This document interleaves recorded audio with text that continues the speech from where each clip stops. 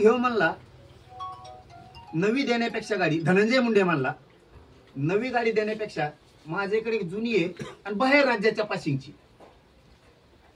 बाहेर राज्याच्या पासिंगची आहे, ती गाडी तुला मी देतो, नवी असो किंवा जुनी असो, आणि तुमचं चालू द्या किंवा तो त्यांच्या बरोबर आहे, तुम्ही हे तपासात उघडं पाडा.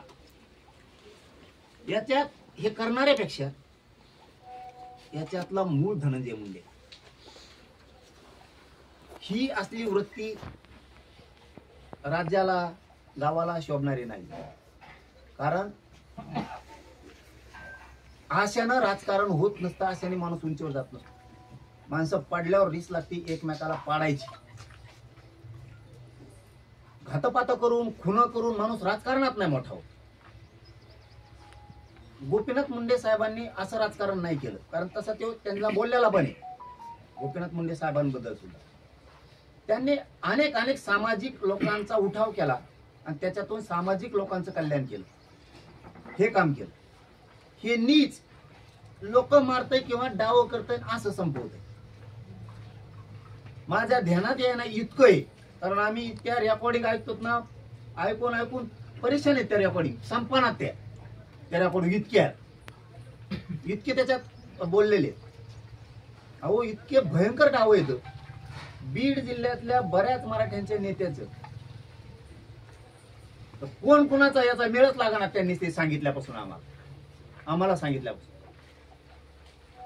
याच्यात त्या पंकजाताई मुंडेंचा सुद्धा त्या पोराला लय माहिती हो. 2 आरोप येत ना, त्या पोराला लय माहिती. मी सांगतो हे सगळ्यांनी सिरियस घ्या. पंकजाताई बद्दलचा काय विषय त्या पोराला सगळं माहिती. बावनकुळे साहेबाच्या भाच्याबद्दल काय, आता हे खूप सिरियस आहे विषय. त्याच्यात आणखी त्यातल्या एका आरोपीला एक गोष्ट माहिती आहे. बीड किंवा राज्यातल्या बऱ्याचशा ठिकाणी प्रत्येकाच्या गांडी खाली मोबाईल आहे, म्हणजे त्या शीटाच्या खाली.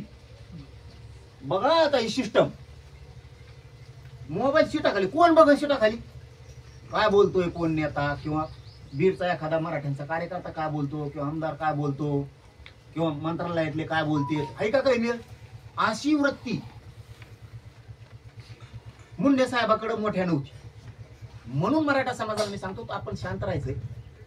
त्या नासक्यासाठी वंजारी समाजात खूप चांगले लोक आहेत, म्हणून शांत राहायचं. ही फक्त असली घाण नासकी ही जी टोळी आणि ही आहे ना, ही संपणं गरजेचं आहे. कारण याला ना जात मिली तरी चालतंय, याला कुणी मिळलं तरी चालतंय. फक्त राजकारण लागतंय आणि ब्लॅकमेल करून राजकारण करायचं प्रत्येकाकडे. आता खाली जर मोबाईल ठेवलेला असला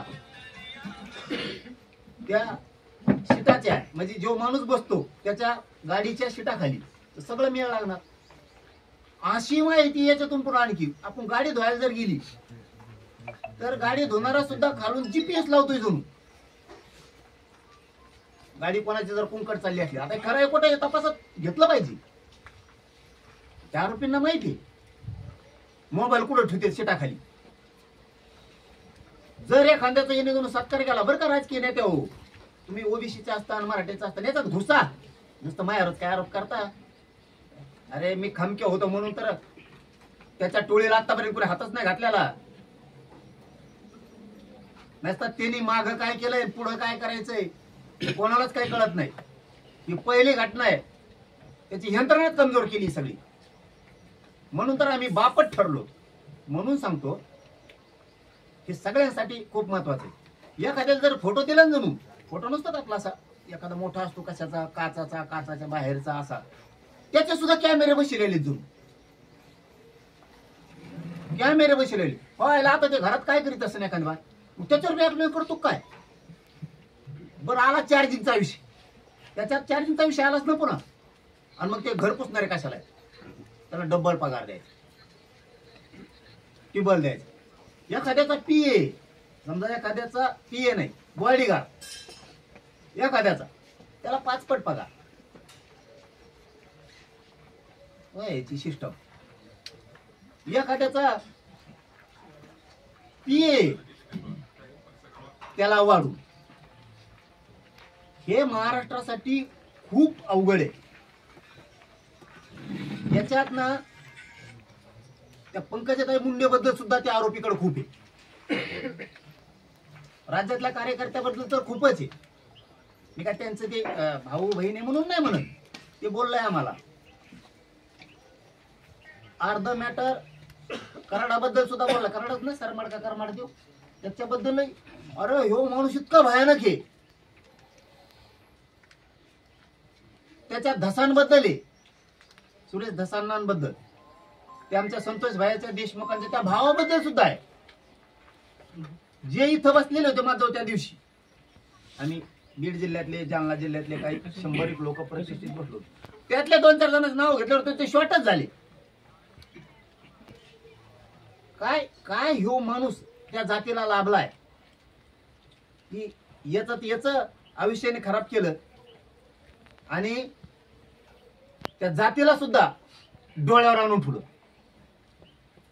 म्हणून सगळ्यांना सांगतो की असले विचारी संपणं गरजेचं असतं, यांच्या नायनाट होणं गरजेचं असतं. म्हणून सगळ्यांनी शांत राहा. मी बरोबर सगळ्यांचा व्यवस्थित नायनाट करतो, तुम्ही काय टेन्शन घेऊ नका. आपण जर कच्चे असतो, सतर्क नसतो, सावध नसतो, तर इतक्या लांब आपण हात टाकलाच नसता. कारण आपल्याला माहित पण झालं नसतं. पण यांनी एवढी चूक केली याच्या आयुष्यातली, त्यांनी कुणाला खेळायला पाहिजे होतं. इथून मागं काय काय केलं त्याचं उघडं नाही आलं, इथून पुढे तेव्हा काय करणार आहे हे उघडं नाही आलं. पण मी तरी काहीतरी असेल ना, म्हणून तर तिथपर्यंत आम्हाला ती माहिती मिळाली ना. जर तो ह्या त्या गँग वार म्हणून तो काय असेल ते जर छेदू शकतो, माहिती बाहेर आणू शकतो, तर मी बी सोपा नाही, कच्चा नाही, हे ध्यानात ठेव. तो इतक्या चुकीच्या हात टाकला, आता तो विरोध करायला पाहिजे होता, तो भाषण करायला पाहिजे होते, तो मीडियात बोलायला पाहिजे होतं. पण तू आमच्याच काही बांधवांच्या माध्यमातून तू आमच्या मुळावर उठायला लागला. इतकं नीच वृत्तीचं राजकारण तू केलं. याच्यात तू उगाच खेटला मला. तो कोणाला खेटायला पाहिजे होतं. तुला याचे प्रत्यय आलेले आहेत 5-6 वेळेस. मला खेटल्यामुळं काय होतं, पण तरी तू शांत राहायला पाहिजे होतं, पण तू राहायला नाही. तू मला खेटला बा. तू पाय चोपून पाय पडला त्यावेळेस परळीत येऊ नको म्हणून. हो, मी लय दिवस सांगत नव्हतो ते. तो पाय पडणं मी महाराष्ट्रात बघितलेलं नाही. असं पाय पडणं होतं, असं नाक घासावं लागलं तुला, नाक. लक्षात ठेव. माझं तर जाहीर झालं, मी महाराष्ट्रात कुठेही जाणार नाही. आमची युती झाली नाही, कुठेही जाणार नाही. पण स्वभाव असं वाटलं की चांगला माणूस दिसतोय बा, जाऊ द्या, काय जायचं आपण. तू त्याच्यावर टिंगल केली नंतर ठीक आहे, हरकत नाही. तू किती खालच्या थराला जाऊ शकतो याच्यातून लक्षात आलं. गोळ्या देणं, गाड्या देणं, मग मारणं, आमजवळ ते सगळं आहे. मला वाटतं आणखी ना आम्ही, तुम्ही जर सहकार्य करत असला तर 2-4 दिवस जर आम्ही नाही दिले तर तपास कामात चांगलं होईल असं मला वाटतं. नसतं ते सगळं तुम्हाला खाजगीत ऐकू घालायचं असलं, मी सगळ्याला ऐकू घालतो पत्रकार बांधवाला, म्हणजे तुमचा विश्वास बसल. एखादी क्लिप तपास कामी मला वाटतं. जर तुम्ही 4 दिवस जर मला आणखी 2-4 दिवस जर वेळ दिला तर हे गरजेचं. अहो, काही ठिकाणी त्यांच्या समाजाचं बोलतो आम्ही, काही ठिकाणी 75% जे अधिकारी आहेत, म्हणजे मंत्रालयाचं बोलतो फक्त, मंत्रालय आणि असणारे मंत्र्यांना पीए एवढ्याच बद्दल बोलतोय. वंजारी समाजाची जिथं पीए असतील किंवा ते ओएसडी असतील किंवा काय असतील, त्याच्यातले 75% ओरिजिनल गोपीनाथरावजी मुंडे साहेबांच्या विचारावर चालते. No tension. पण काहींना नुसतं ऐकायसाठी ठुले जाऊन त्याला माहिती हवा त्या आरोपीला उकड चाललेली येणे जातीचं काय केलं, 2 भाग केले. प्रशासनातला वंजारी आणि सुशिक्षित बेकार तरुण. सुशिक्षित बेकार तरुणांना काही नाही गुन्हेगारीकडे वळिलं आणि सपोर्ट काही प्रशासनातल्या वंजारी बांधवांच्या प्रशासकीय अधिकाऱ्यांचा दिला. आणि दुसरा वर्ग केला गरीब